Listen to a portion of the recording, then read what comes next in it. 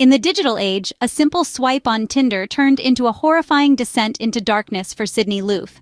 Sydney, a vivacious 24-year-old from Lincoln, Nebraska, was an embodiment of youthful optimism. Her life was a canvas of dreams, hopes, and the pursuit of happiness, much like any young adult. She cherished her job at a home improvement store and nurtured close ties with friends and family.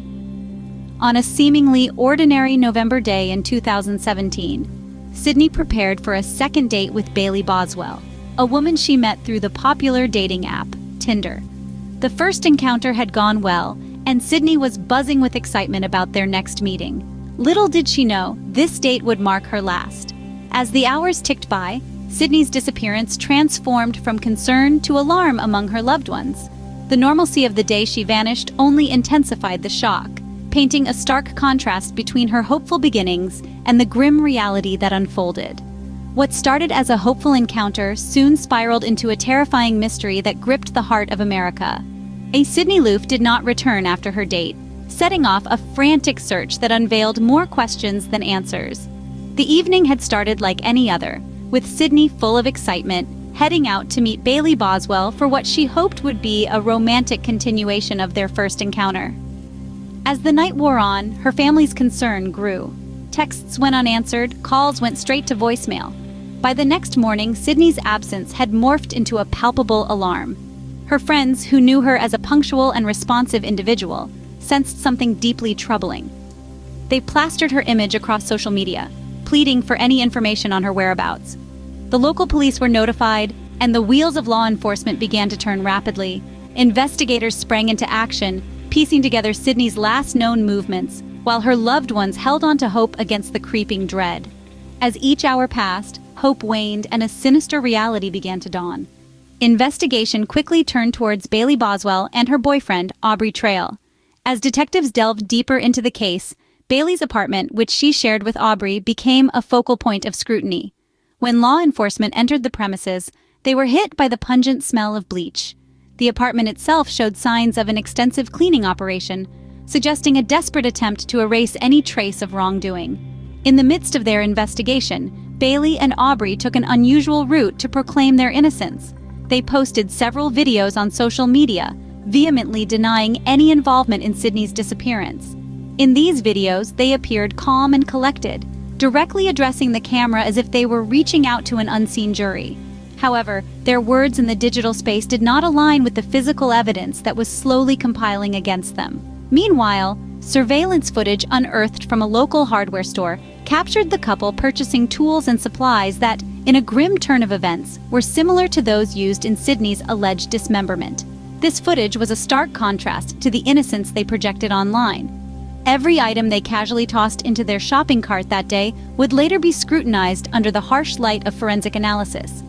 As investigators pieced together the timeline and the toolkit, it became increasingly clear that the couple's narrative was fraught with holes. But as the investigation deepened, a chilling plot began to surface, contradicting their claims of innocence.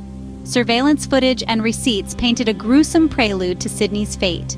In the cold light of investigation, video evidence captured Bailey Boswell and Aubrey Trail in a local hardware store. They moved through the aisles with purpose, their shopping list far from ordinary. The items they picked up were chilling in their implications: heavy-duty trash bags, a hacksaw, and bleach. Tools that no ordinary date night would call for. Each item, meticulously chosen, would later thread together a horrifying picture.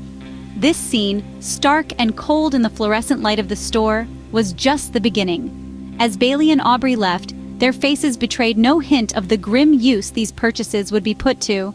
Their casual demeanor belied the grotesque plan they had set in motion. The discovery of Sydney Loofe's remains was a grim capstone to their sinister preparations. In a desolate area, far from the eyes of the unsuspecting public, investigators uncovered evidence of a brutal end. Sydney's dismembered body was found scattered across different locations, a macabre trail that spoke volumes of the cruelty she endured. Forensic analysis linked the tools purchased by Bailey and Aubrey directly to the manner in which Sydney's remains were handled. The saw marks on her bones were consistent with the type of saw bought days before her disappearance. The heavy-duty trash bags matched those found at the scene, and traces of bleach suggested a futile attempt to erase the heinous act. As the puzzle pieces came together, the narrative that emerged was chilling. Each receipt, each piece of surveillance, added depth to a story of premeditation and malice. The evidence was undeniable and pointed irrevocably to a planned and practiced crime. The tools for a sinister act had been collected, underlining a premeditated horror. As the trial unfolded, the bizarre and twisted world of Bailey and Aubrey came to light. Within the stark walls of the courtroom, the air thickened with the chilling details of a dark fantasy that seemed ripped from the pages of a horror novel. Aubrey Trail, with a chilling calmness, claimed to be the leader of a cult-like group, casting himself in the sinister role of a vampire. Bailey Boswell, his alleged accomplice, was portrayed as a willing participant in this macabre reality. The depths of their delusions were startling. Aubrey spun tales of controlling a coven of witches, each bound to him by dark rituals and sinister pledges. This wasn't just a story of murder, it was a narrative steeped in the occult and shadowed by a disturbing belief system. These revelations began to paint a horrifying picture of how deeply their beliefs influenced their actions. The prosecution argued that these fantastical claims were part of a deeper, more sinister strategy to manipulate and control. It was suggested that Sydney Loofe was lured into their world under false pretenses, her tragic fate sealed by a plot that was as meticulously planned as it was horrific. The tools purchased before her disappearance, the cleanup efforts post her last sighting, all pointed to a premeditated act cloaked under the guise of a fantasy gone too far. Experts took the stand, dissecting Aubrey and Bailey's psychological profiles, trying to unravel how such delusional beliefs could culminate in such a brutal act. They spoke of a dangerous cocktail of personality disorders, combined with a shared fantasy world, creating a breeding ground for the tragedy that unfolded. As more details emerged, the courtroom shifted from a place of law to a stage showcasing the darkest sides of human nature. The jurors, the public, and the world watched as layer by layer the true extent of their deranged world was exposed.